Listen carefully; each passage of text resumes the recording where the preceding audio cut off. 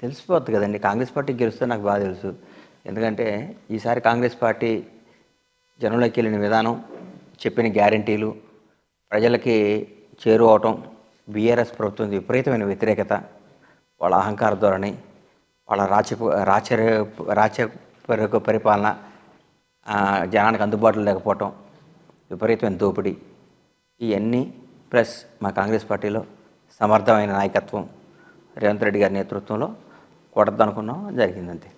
మహా జ్యోతిష్కులే కాంగ్రెస్ రాదు అని చెప్పారు.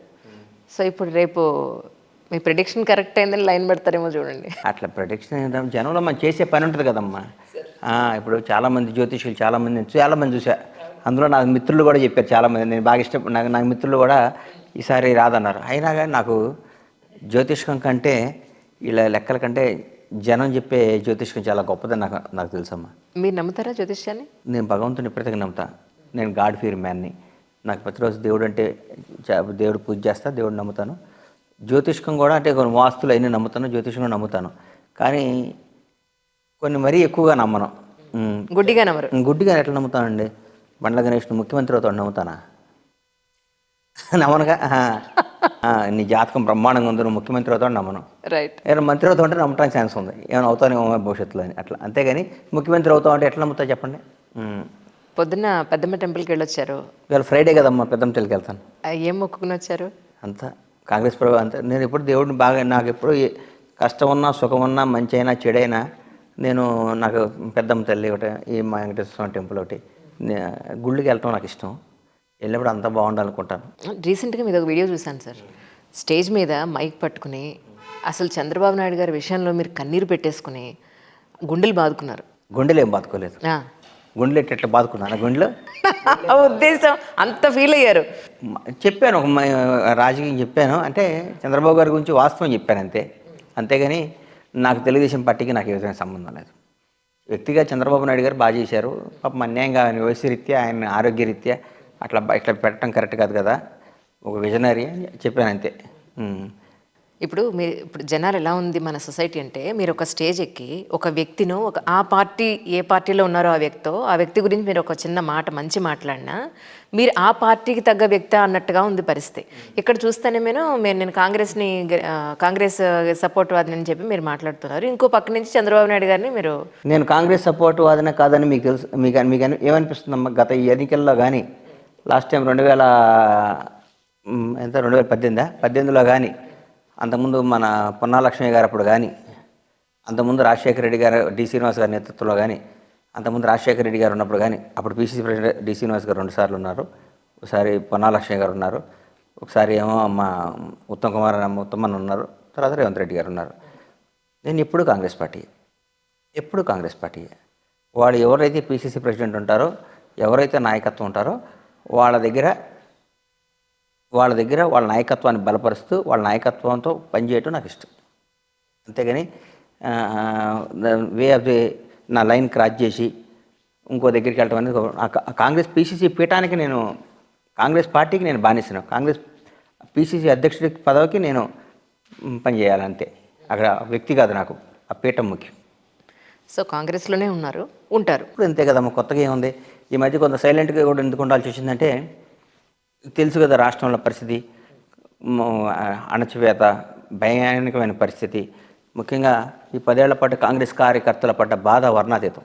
చాలా బాధపడ్డారు కాంగ్రెస్ కార్యకర్తలు. నిజంగా ఈ 10 రోజులు, ఈ వారం నుంచి కాంగ్రెస్ కార్యకర్తల ముఖంలో చూస్తే ఏదో విపరీతమైన ఆనందం. ఒక బిడ్డ పెళ్ళి అయినట్టు, ఇంట్లో పండగ వచ్చినట్టు, వాళ్ళకి అనుకోని విధంగా జరిగినట్టు. ప్రతి ఒక్కళ్ళకి 10 ఏళ్ల పాటు శ్రమ తర్వాత ప్రతి ఒక్క కాంగ్రెస్ కార్యకర్తకి మీ సందర్భంగా నేను చెప్తున్నా, రియల్ హీరోస్ అమ్మ. వాళ్ళకి చేతులెత్తి దండం పెట్టాలి, వాళ్ళకి సెల్యూట్ చేయాలి. వాళ్ళకి 10 సంవత్సరాలు ఓపిక పట్టి ఎన్నో బాధలు పడ్డారు, ఎన్నో కష్టాలు పడ్డారు.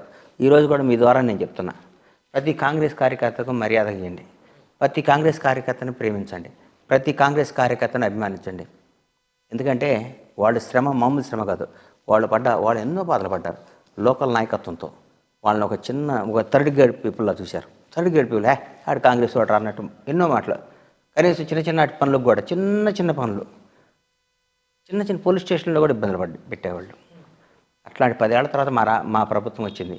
మా నాయకుడు రేవంత్ రెడ్డి గారు గొప్ప విజనరీ లీడర్. 20 గంటలు కష్టపడతాడు, అందుబాటులో ఉంటాడు, సీఎం ఇంటికి కేక్ వాక్తో వెళ్ళొచ్చు, వెళ్తే సమస్య మాట్లాడచ్చు. అట్లాంటి నాయకుడు వచ్చాడు కాబట్టి రాష్ట్రాన్ని అభివృద్ధి చేసుకోవచ్చు, బ్రహ్మాండంగా ఉంటుందని అనుకుంటున్నాను. రేవంత్ రెడ్డి గారు ఇప్పుడు అధికారంలోకి వచ్చిన తర్వాత, సీఎం అయిన తర్వాత ఆయన ఫస్ట్ చెప్పింది ఆర్టీసీ పాయింట్ ఆఫ్ వ్యూలో మహిళలందరికీ కూడా ఫ్రీ టికెట్ అని చెప్పని. బట్ చాలామంది అనేది ఏంటంటే రాష్ట్రం ఖజానా ఖాళీగా ఉంది, అప్పులు కుప్పలై కూర్చున్నాయి. ఈ టైంలో ఆర్టీసీని ఇలా చేయడం వల్ల ఇంకా నష్టాల్లోకి పెడుతుంది. ఆర్టీసీ ఇప్పుడే ముందే ప్రాఫిట్స్లో లేదు, అది ఇలా చేయడం వల్ల ఇంకా లాస్లోకి పెడుతుంది. ఈ ఆటో వాళ్ళ పరిస్థితి ఏంటి అని. అమ్మ ఇవన్నీ ఇప్పుడు మన దేవస్థానంకి వెళ్తాం, ఉదాహరణ తిరుపతి వెళ్తాం, ఫ్రీగా ఉచిత భోజనం పెడతారు, పెడతారు. అక్కడ రెస్టారెంట్లో బ్రహ్మాండంగా బిజీ తాగుతాయా? వాళ్ళు లింకప్ చేశారే. కాతలే అవునదా? అవును అవును. మనం శ్రీశైలం వెళ్తాం, అన్నీ కమ్మ సత్రం అని, రెడ్డి గారి సత్రం అని, రాజుగారి సత్రం అని, బ్రాహ్మణ సత్రం అని అన్నీ ఉంటాయి, ఫ్రీగా భోజనం పెడతారు. అక్కడ హోటల్స్ కూడా రద్దీగా ఉంటాయి. సరే మా మా హోటల్స్ అన్నీ, మీరు హోటల్స్ వాళ్ళందరూ మీ ఫ్రీ భోజనం ఆపేయండి, పెట్టడానికి వీల్లేదు, కుదరదు, ఇది మా జీవనోపాధి దెబ్బతింటాం అంటే ఒప్పుకుంటారు ఎవరన్నా? తిరుమలలో స్వామివారి అన్నప్రసాదం ఉంది, అది వద్దండి, మీరు అది క్లోజ్ చేస్తే మీ హోటల్ వాళ్ళందరూ బాగా బాగుపడతాం అంటే న్యాయం అది? అది ఎక్కేవాళ్ళు అది ఎక్కుతారు, ఇది ఎక్కేవాళ్ళు ఇది ఎక్కుతారు. దీనికి సంబంధమే లేదమ్మా. గౌరవనీయులైన రేవంత్ రెడ్డి గారి నాయకత్వంలో కాంగ్రెస్ ప్రభుత్వం 6 హామీలు ఇచ్చింది. 6 హామీలు తూచా తప్పకుండా అద్భుతంగా నెరవేరుస్తుంది, అందులో డౌటే లేదు. అందులో భాగంగానే ఎక్కిన 2వ రోజే మహిళలకి ఉచిత ప్రయాణం, 10 లక్షల బీమా, 10 రోజుల్లో మొత్తం వాళ్ళకి అన్ని 500 రూపాయలు గ్యాస్ సిలిండర్ కానీ ప్రతి ఒక్కటి అందుబాటులో తీసుకొచ్చేస్తుంది. అందుబాటులో తీసుకొస్తే చేస్తుంది. ఇప్పుడు అన్నారు కదా మీరు అప్పులు ఖజానా అని, కాంగ్రెస్ పార్టీ అధికారంలోకి రాకముందు వేసుకున్న అప్పుల కంటే డబల్ అప్పులు ఉన్నాయి. తెలియకుండా దాన్ని ఏమంటారు, బల్ల కింద దాస్తారు కదా ఉండమ్మా, దాచిపెట్టి ఇప్పుడు ఒక్కొక్కటి తీస్తుంటే వస్తానే ఉన్నాయి అప్పులు, ఇంకా అప్పులు. 85,000 కోట్లు, 90,000 కరెంట్ అప్పులు అంటారు. మన సివిల్ సప్లై ఉత్తమ్ కుమార్ రెడ్డి గారు ఇది 20,000 కోట్లు దాంట్లో అప్పు అంటారు, దీంట్లో అప్పు అంటారు. ఈ అప్పులన్నీ ఎక్కడికి వెళ్ళి అవుతుందో తెలియదు. అంటే ఒక చెరుకు గడని, తెలంగాణ రాష్ట్రం వచ్చినప్పుడు ఒక మంచి చెరుకు గడ, పాకానికి వచ్చిన చెరుకు గడను ప్రభుత్వంలో చేతిలో పెడితే వాళ్ళు ఇప్పుడు నాంపల్లి దగ్గర చెరుకు రసం పిండిది ఉంటాయమ్మ, పిండి పిండి పిండి మళ్ళీ తీసుకొచ్చి మళ్ళీ పెడతారు, ఒక బొట్టు వచ్చేదాకా పిండేస్తారు, పిండి పిప్పు ఉంటుంది, ఆ పిప్పు మా చేతిలో పెట్టారంట. దాన్ని ఇప్పుడు మళ్ళీ చెరుకుగడ చేస్తుంది గవర్నమెంట్, మళ్ళీ చెరుకుగడ చేసి తీరుతుంది. బ్రహ్మాండమైన పరిపాలన చేస్తారు, నంబర్ 1 పరిపాలన చేస్తారు. భారతదేశంలో నంబర్ 1 రాష్ట్రంగా తెలంగాణ ఉంటుంది, ఉండబోతుంది, ఇందులో డౌటే లేదమ్మా. రేవంత్ రెడ్డి గారు చెప్పినట్టు మాది సీఎం పరిస్థితి ఎలా ఉంటుందంటేనండి, గుంపు మేస్త్రి పని మాది అని చెప్పని. పైగా రేవంత్ రెడ్డి గారిలో ఉన్న గొప్ప విజనరీ ఏంటంటమ్మా, ఆయన సొంతానికి 100 రూపాయలు ఖర్చు కూడా పెట్టుకోరు. 100 రూపాయలు కనీసం కార్లు కొనుక్కోవటం కానీ, ఒక ఇల్లు కట్టుకోవటం కానీ, ఒక దుబారా ఖర్చు, ప్రజలకు అందుబాటులో లేని ఖర్చు, ప్రజలకు ఉపయోగపడిన ఖర్చు ఆయన సొంతంగా పెట్టుకోరు. ఆయనకు షెడ్ వేసుకుని షెడ్లో కూడా ఉంటా అన్నారు ఆయన. దీనివల్ల నాకు ముఖ్యమంత్రి గారికి ఈ కార్లు కావాలి ఆయన అనుకుంటే ఇవాళ ఒక 50 కోట్లు పెట్టి కొత్త బ్లాక్ కలర్ కార్లు ఒక 20 కార్లు కామంటే ఒక చిన్న సంతకం పెడితే వచ్చేస్తాయి, గంటలో వస్తాయి అని. వద్దు, ఆయన కార్లు ఆయన తిరుగుతున్నారు, పాత కార్లకు రంగు మార్చమన్నారు, ఆ కార్లు తిరుగుతున్నారు, అది ఆయన గొప్పతనం అమ్మ. మీరు ఆయన ప్రమాణ స్వీకారానికి ఎల్బీ స్టేడియంలో పడుకుంటున్నారు, ఏం చేశారు? వెళ్ళాను ఆ రోజు. అంటే నేను అవన్నీ ఎందుకు మాట్లాడతానంటే అమ్మ అంజలి, సార్ మా కార్యకర్తలకి కొందరికి ఉత్సాహాన్ని ఇవ్వాలి నేను. కొందరు గెలుస్తా గెలవదా భయం ఉంటుంది. సో ఒక బూస్టప్ ఇస్తారు మీరు? బూస్టప్ కాదు, ఎందుకు భయం ఉంటుంది, భయం పట్టాను అవతల వాళ్ళు మేము వచ్చేసాం అది ఎంత, అది ఒక పార్టీ అయినా, వాళ్ళ మనుషులైనా, వాళ్ళ నాయకులైనా చిచ్చా చిచ్చి అంటుంటారు. కానీ కూడా పాపం కొందరు ఏమంటారంటే, ఎందుకు నా ఇంట్లో వాళ్ళు కూడా గెలుస్తుంటావు అంటుంటే వాళ్ళు. అట్లాంటి వాళ్ళందరూ మేము గెలుస్తున్నాం, మంది గెలుస్తుంది, కాంగ్రెస్ పార్టీ అధికారంలోకి వస్తుంది, రేవంత్ రెడ్డి గారు ముఖ్యమంత్రి అవుతున్నాడు, కాంగ్రెస్ పార్టీ పరిపాలిస్తుంది అని చెప్పడానికి మనం బూస్ట్ ఇవ్వకపోతే, తిన్ లైన్లో కొందరు ఉంటారు మోటార్స్, వాళ్ళు డెసిషన్ తీసుకోవాలి. మా కార్యకర్తలు బలాన్ని చేకూర్చాలి. ఒరే బాబు లాస్ట్ టైం బ్లేడ్తో కోసుకుంటా అన్న, అది పెద్ద సెన్సేషన్ అయింది. నాకు తెలుసు ఎలక్షన్ దగ్గరికి వచ్చేటికి ఇదేమో తేడా వస్తుంది అనుకున్నా. కానీ మనం మన పార్టీని, మన పార్టీ మన అమ్మ, మన అమ్మ ఎప్పుడు గెలిచిద్ది అనుకోవాలి. మనం ఎప్పుడు ఈసారి నేను ఒక 3 నెలల ముందు నుంచి మినిమం ఒక 6 నెలల ముందు కూడా నేను ఈసారి కాంగ్రెస్ వస్తుందా కానీ ముఖ్యంగా మా విలేజెస్లో జనం బ్రహ్మరథం పెట్టారమ్మా. బ్రహ్మరథం పెట్టారు కాంగ్రెస్ పార్టీకి. కాంగ్రెస్ పార్టీ తెలంగాణ ఇచ్చిన పార్టీ. 10 సంవత్సరాల పాటు మాకు అధికారం దూరంగా ఉంది. వాళ్ళు ఎన్నెన్నో ఊరికి మొత్తం సినిమా 3D సినిమా చూపించారు జనానికి. ఇది చేసాం, అది చేసాం, ఇది చేసాం, ఇది చేసాం, అది చేసాం, ఇది చేసాం అని. ఎక్కడుందండి? ఎక్కడుంది? దోపిడీ. ఇవాళ 2014లో కాంగ్రెస్ తెలంగాణ వచ్చినప్పుడు వీళ్ళ బ్యాలెన్స్ షీట్లు, ఇప్పుడు వాళ్ళ పర్సనల్ బ్యాలెన్స్ షీట్లు ఇప్పుడు వేసుకోమని చెప్పండి. వాళ్ళ ఆస్తులు ఎక్కడికి వెళ్ళిపోయినాయి? ఎక్కడెక్కడ ఉన్నాయి? ఎంతెంత సంపాదించారు వాళ్ళు? ఊరికే అది ఇది అంటారు. నిన్న కాక మన 2 రోజులు రాగానే అప్పుడే ఆ బీమా రాలేదు, కరెంట్ రాలేదు. ఒకళ్ళు మాట్లాడుతుంటే నాకు వీళ్ళని ఏం చేయాలరా అనిపిస్తుంది. తప్పు కదండి. ఒక 10 రోజులు గవర్నమెంట్ ఫామ్ అవ్వాలి, మాట్లాడుకోవాలి. మీరు చేసిన బొక్కలేంటి, మీరు చేసిన తప్పులేంటి, మీరేంటి, మేమేం చేశారు, మేము ఇవన్నీ ఆగమించి మేమేం చేయాలి, మేము హామీలు ఇచ్చాం, జనానికి ఇచ్చాం, అవన్నీ నెరవేర్చాలి. ఇప్పుడు మొత్తం ఇల్లు ఇచ్చావమ్మా, ఇల్లు మొత్తం పెయింట్ వేసుకోవాలి కదా మేము ముందు. కనీసం పెయింట్ వేసుకోవాలిగా, కనీసం బాత్రూమ్ అయినా కడుక్కోవాలి కదా. నువ్వు అంతా ఆగమాగం చేసి వెళ్ళిపోయావు, చండాలం చేసి వెళ్ళిపోయావు. దాన్ని క్లీన్ అయినా చేసుకోవాలిగా, దానికి 2 రోజులు టైం అన్నా ఉండాలిగా, కనీసం 1 నెల అన్నా మాకు ఇవ్వాలిగా. అట్లా ఊరికే మైక్ ఉందని ముందు పెద్ద 10 ఏళ్ళు అనుభవించారు. వీళ్ళు ఎవరో షాడోలో వచ్చిన లీడర్స్ అమ్మా. వీళ్ళు సెల్ఫ్ మేడ్ మెంబర్స్ కాదు. ఒక రేవంత్ రెడ్డి లాగా సెల్ఫ్ మేడ్ మ్యాన్ ఆయన. అవునా కదా? మా Uttam Kumar Reddy self made man, మా బట్టి విక్రమార్క గారు సెల్ఫ్ మేడ్ మ్యాన్. సొంతంగా వీళ్ళు వచ్చిన నాయకులు వీళ్ళందరూ సొంతంగా వచ్చారు. వీళ్ళు నాన్ననో తాతనో మామయ్యనో బాబాయ్నో వాళ్ళ షాడోలో వచ్చిన నాయకులు కాదు మాకు. కానీ ఇప్పుడు ఆటో వాళ్ళకి ఇప్పుడు మీరు కాంగ్రెస్లో, నేను ప్రో కాంగ్రెస్ అని మీరు అంటున్నారు కాబట్టి అడుగుతున్నాను. జనాలు అడిగేది ఏంటంటే, ఇప్పుడు ఈ ఆర్టీసీ ఇలా ఫ్రీ చేయడం వల్ల మాకు మా పట్ట కొట్టారు, మాకంత బిజినెస్ లేకుండా పోయింది అని ఆటో వాళ్ళు అంటున్నారు. మరి అలాంటి వాళ్ళందరికీ మీరు ఏం సమాధానం చెప్తారు? అసలు అదే అవన్నీ ఒక 2-3 రోజులు అట్లా ఉంటుంది కానమ్మా. 4 రోజుల తర్వాత ఆటో వాళ్ళకి జీవనం బ్రహ్మాండంగా ఉంటుంది. దానికి ఆటో ఎక్కేవాళ్ళు ఆటో ఎక్కుతారు, బస్సు ఎక్కేవాళ్ళు బస్సు ఎక్కుతారు. వాళ్ళ జీవనానికి జీవనోపాధికి ఏమాత్రం డౌట్ ఉండదని నా నమ్మకం. రాజకీయాల్లో ఉద్దండ పండితులు, మీడియాలో ఉన్న ప్రస్తుతం ఉన్న టాక్ ఏ నడుస్తుందో హాట్ టాపిక్ చెప్పమంటారా? ఏమనుకోరు కదా? నేనేమనుకుంటాను, వాళ్ళు మాట్లాడేది నేను చెప్తున్నదా నా మనసులో ఉన్న మాట కాదు. నా మనసులో నేను చెప్తాను, అది కూడా టెలికాస్ట్ చేయాలి. Done sir, done. 6 నెలల్లో కాంగ్రెస్ గవర్నమెంట్ని దించేసే పరిస్థితి కనపడుతోంది.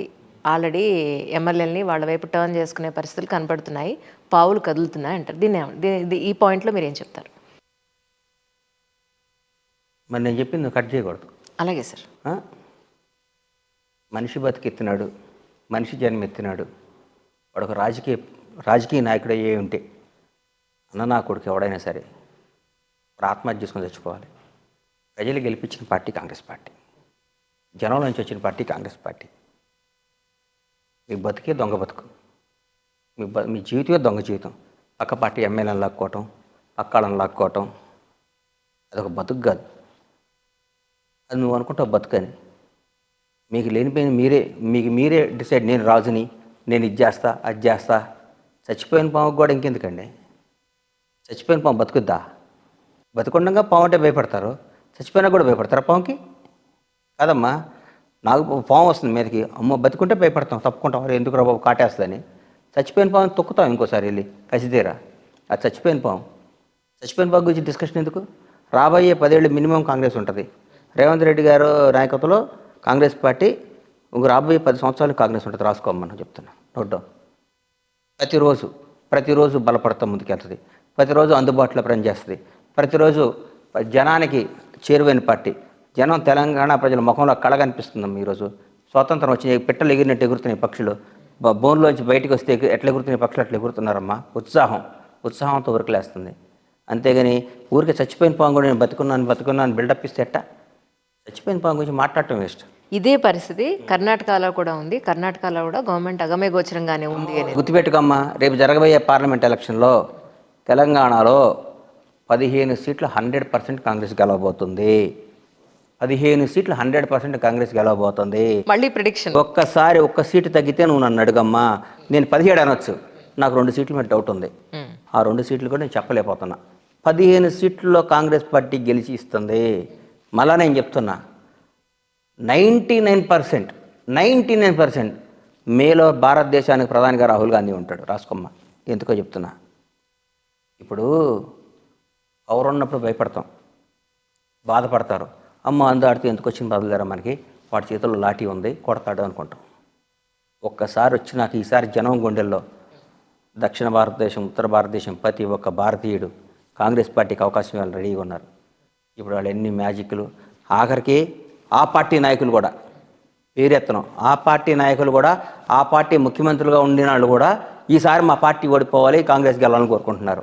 నెక్స్ట్ నా లెక్క కరెక్ట్ అయితే నేచర్ మీద నాకు నమ్మకం ఉంది, భగవంతుడి మీద నమ్మకం ఉంది.